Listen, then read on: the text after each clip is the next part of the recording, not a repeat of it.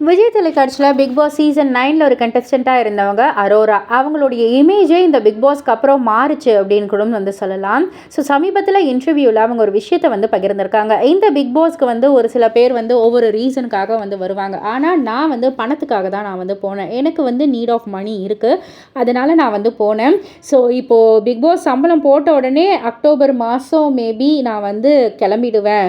படிக்கிறதுக்காக நான் வந்து அப்ராட் வந்து போகிறேன். போலாண்டில் தான் வந்து யூனிவர்சிட்டி ஆஃப் வட்சால வந்து படிக்க போகிறேன். நர்சிங்காக நான் வந்து படிக்க போகிறேன். அப்ளை பண்ணியிருக்கேன். லெட்டர் வந்தோடனே அதை காமிச்சு வீசா அப்ளை பண்ணி நான் வந்து கிளம்பிடுவேன். சம்பளத்துக்காக தான் நான் வந்து வெயிட் பண்ணுறேன். நான் வந்து வீட்டுக்குள்ளே வந்து சும்மா வாய் வார்த்தைக்காகலாம் சொல்லலை. மாடலிங்கை வந்து நான் குவிட் பண்ணுறேன் அப்படின்னு சொல்லிட்டு ஒரு கான்டென்ட்டுக்காகலாம் நான் வந்து சொல்லலை.